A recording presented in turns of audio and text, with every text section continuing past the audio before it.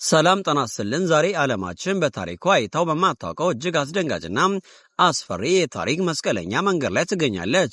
በመካከለኛው ምስራቅ የተከሰከሰው እሳት አሁን ከቁጥጥር ውጭ ሆኗል።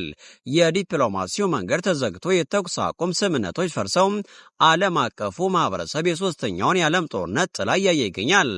ዛሬ የምናቀርብላችሁ ልዩ ዘገባ ከአሜሪካ ዋይት ሃውስ እስከ ቴህራን ምሽጎች፣ ከሩሲያ ክሬምሊን እስከ ቻይና ቤጂንግ ድረስ የተዘረጋውን የጥፋት መረብ ይፈትሻል። አሜሪካ በታሪክ አይተው የማታውቀውን የአየር ላይ ኪሳራ አስተናግዳለች። ኢራን ደግሞ አዲስ የገሃነብ ቀመር አውጃለች። ይህን ቪዲዮ እስከ መጨረሻው ካልተመለከቱም ዓለም ወዴት እየሄደች እንደሆነ አይረዱም። ታሪክ የማይረሳውና የፔንታጎን ወታደራዊ ሳይንቲስቶችን ያስደነገጠ አዲስ የጦርነት መመሪያ ከኢራን ከፍተኛ ወታደራዊ አመራሮች ወጥቷል። የኢራን ከፍተኛ ጀነራል አሊ አብዶላሂ አሜሪካ በኢራን ላይ ለ13 ተከታታይ ቀናት ለፈጸመችው አሰቃቂ የሰማይ ላይ ጥቃት ምላሽ የሚሆን አዲስ የጦርነት ቀመር ይፋ አድርገዋል። ጀነራሉ ለዋሽንግተን በላኩትና ዓለምን ባንቀጠቀጠው መልእክት ለእያንዳንዱ ለተሰዋው የኢራን ጀግና ዜጋ አንድ አሜሪካዊ ወታደር ወደ ገሃነብ ይላካል ብለዋል። ጀነራሉ አክለውም ለአሜሪካ ወታደሮች ወደ ገሃነብ የሚወስድ ነጻ የአንድ ጉዞ ትኬት አዘጋጅተናል ሲሉ በይፋ ተሳልቀዋል። ይህ ማስጠንቀቂያ የመጣው አሜሪካ በኢራን ሲቪል ተቋማት ላይ የጦር ወንጀል የምታካሄድበትን የ13ኛ ሌሊት ተከትሎ ነው። ኢራንም ወዲያውኑ በመላው ምዕራብ እስያ ለሚገኙ የአሜሪካ ስትራቴጂካዊ ተቋማት ከባድ ምላሽ መስጠት ጀምራለች። ከፍተኛ ሚስጥር ተደርጎ ቆይቶ አሁን ይፋ የሆነው የኮንግረስ የምርምር አገልግሎት ሪፖርት እንደሚያመለክተው አሜሪካ በየካቲት 28 በኢራን ላይ በከፈተችው ኦፕሬሽን ኤፒክ ፊዮሪ ላይ እጅግ አሰቃቂ ኪሳራ ደርሶባታል።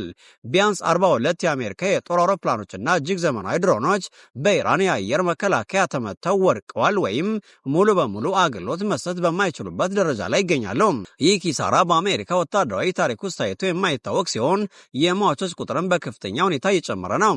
እስካሁን ባለው መረጃ መሰረት በኢራን በኩል 3400 ሰዎች ሲሞቱ 18 የአሜሪካ ወታደሮች፣ 24 የእስራኤል ዜጎች ሕይወታቸው አልፏል። በሊባኖስ ደግሞ ከ4000 በላይ ሰዎች መሞታቸው ተዘግቧል። ጦርነቱ አሁን ወደ ሳውዲ አረቢያ ምድርም ተስፋፍቷል።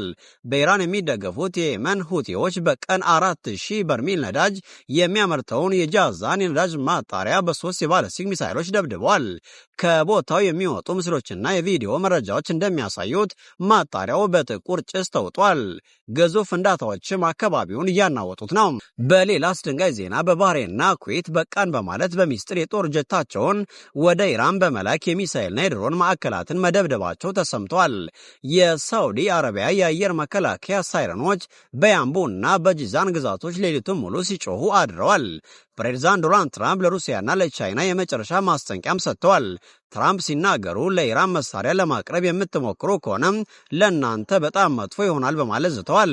ትራምፕ በትሩዝ ሶሻል ገጻቸው ላይ እንደገለጹት ፑቲንና ሺጂፒንግ ለኢራን መሳሪያ ላለማቅረብ ቃል ገብተዋል ቢሉም ሁኔታውን ግን በተቃራኒው እያዩት ነው። የዩክሬኑ ፕሬዝዳንት ዘለንስኪ በሰጡት መግለጫ የዩክሬን ጦር በካስፒያን ባህር ላይ ለኢራን መሳሪያ የጫኑ መርከቦችን መምታቱን አስታውቋል። ይህ ማለት ጦርነቱ አሁን ከመካከለኛው ምስራቅ አልፎ ወደ ዓለም አቀፍ ደረጃ መሸጋገሩን ያረጋግጣል። የዓለምን ስጋት ወደ ላቀ ደረጃ ያደረሰው ደግሞ በኢራን ባለስልጣን ላይ የተቀመጡት አዲሱ የበላይ መሪ አያቶላ ሙታጅባ ካሚኒ ናቸው። አባታቸው አሊ ካሚኒ በየካቲት 28 ቀን በአሜሪካና በእስራኤል ጥቃት ከተገደሉ በኋላ ልጃቸው ሙታጅባ ስልጣን ተረክበዋል። እንደ አሜሪካ የስለላ ድርጅት ሪፖርት ከሆነ ሙታጅባ ከአባታቸው የበለጠ የኒኩሌር ጦር መሳሪያ ባለቤት ለመሆን ቆርጠው ተነስተዋል። አባታቸው በኒኩሌር ጉዳይ ላይ ፈራ ተባ ይሉ የነበረ ቢሆንም ልጃቸው ግን ብቸኛው የህልውና ዋስትና የኒኩሌር ቦምብ ነው የሚል እምነት እንዳላቸው ይነገራል። ባለፈው ሰኔ 17 ቀን በፓኪስታን አደራዳሪነት የተፈረመው የመግባቢያ ስምምነት አሁን ሙሉ በሙሉ ፈርሷል። አሜሪካ ስምምነቱን ጥሳለች በሚል ኢራን የሆርሙዝ ወሽመጥን በመዝጋት የዓለምን ነዳጅ መስመር አቋርጣለች። የኢራን የውጭ ጉዳይ ሚኒስትር አባስ አራግቺ ሲናገሩ ኢራን ዛቻን አትፈራም፣ የሆርሙዝ ወሽመጥ ጥያቄዎቻችንን ሳይመልሱም የተኩስ አቁም አንቀበልም ብለዋል። ታዋቂው ፕሮፌሰር ሰይድ መሐመድ አራንዲ እና የጂኦፖለቲካ ተንታኙ ጆን ሜርሻይመር እንደሚያስጠነቅቁት ከሆነ ግጭቱ አሁን የማይመለስበት ዞን ገብቷል። ትራምፕ አሁን በአስፈሪ የበቀል ስሜት ውስጥ መሆናቸውና ድርድሩን ወደ ጎን በመተው በኃይል ብቻ ለመጨረስ እያሰቡ መሆኑን ተንታኞች ይናገራሉ። ውድ የቻናላችን ተከታታዮች ዛሬ ያቀረብንላችሁ መረጃዎች እንደሚያሳዩት ዓለም በአሁኑ ሰዓት በፈንጅ ላይ ተቀምጣለች። የትራምፕ ማስጠንቀቂያ፣ የኢራን የገሃነብ ቀመር፣ የነዳጅ ማጣሪያዎች መቃጠልና የአዲሱ መሪ የኒኩሌር ፍላጎት እዚህ ሁሉ አንድ ላይ ሲደመሩ የምናየው አንድ አስፈሪ ምስል ነው። ጦርነቱ ቆሞ ሰላም ይወርዳል ወይስ ዓለም ወደ ሶስተኛው የዓለም ጦርነት ትገባለች? የእርስዎ ግምት ምንድን ነው? ትራምፕ የወሰዱት እርምጃ ትክክል ነው ይላሉ? ሐሳቦን በኮሜንት መስጫው ላይ አስፍሩልን። አብራችሁን ቆዩ። ክቡራትና ክቡራን ተመልካቾቻችን ዛሬ ያቀረብንላችሁ እያንዳንዱ መረጃ የሚያመለክተው አንድ አስፈሪ እውነት ነው። ዓለማችን የምታወቀው የሰላም ዘመን አብቅቶ ወደማይቀረውና ወደ ለየለት የመጨረሻው ዘመን ጦርነት አፋፍ ላይ ደርሳለች። ይህ የዶናልድ ትራምፕ የበቀል ጉዞና የኢራን የገሃነብ ቀመር ፍጥጫ በሁለት ሀገራት መካከል ያለ ተራ ግጭት አይደለም። ይህ ፍጥጫ የዓለምን የኃይል ሚዛን የሚገለብጥ፣ ታላላቅ ሀገራትን እንደ ሩሲያና ቻይና ያሉትን ወደ እሳቱ የሚጎትትና የሰው ልጅን ሕልውና አደጋ ላይ የሚጥል ሲኦላዊ ክስተት ነው። ፕሬዚዳንት ትራምፕ ለቤጂንግና ለሞስኮ የሰጡት ማስጠንቀቂያ ግልጽ ነው። ከኢራን ጎን ከቆማችሁ ጥፋታችሁን ታፋጥናላችሁ የሚል ይዘት አለው። ነገር ግን ሩሲያና ቻይና ይህንን ማስጠንቀቂያ ምን ያክል ቦታ ይሰጡታል? ወይስ የሶስተኛው የዓለም ጦርነት መጀመሪያ ይሆን?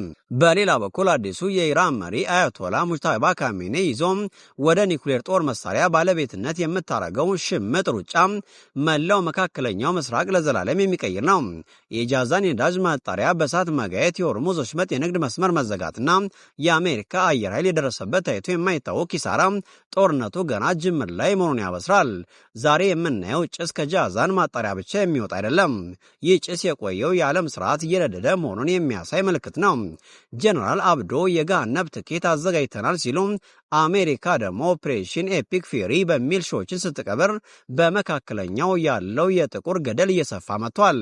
ዓለም የነዳጅ ዋጋ ሲንር፣ የሸቀጦች እጥረት ሲከሰትና የኒኩሌር ስጋት ቤታችን ድረስ ሲመጣ ምን ልናደርግ ነው? እኛም እንደ ሁልጊዜው ይህንን በየደቂቃው ውስጥ የሚቀያየር ዓለም አቀፋዊ ውጥረት በንቃት እየተከታተልን እውነተኛውንና በምስል የተደገፈውን መረጃ በፍጥነት ወደ እናንተ ማድረሳችን እንቀጥላለን። ታሪክ በዓይናችን ፊት ሲሰራ ምስክር እንድንሆን ግድ ሆኖብናል። ውድ የቻናላችን ቤተሰቦች አሁን የእናንተ ተራ ነው። ይህ የአያላን ሀገራት ፍጥጫ ወዴት ያመራ ይመስላቸዋል? ዶናልድ ትራምፕ ጦርነቱን በድል ያጠናቃሉ ወይስ ኢራን ያወጀችው የገሃነብ ቀመር ዓለምን ያደክማታል?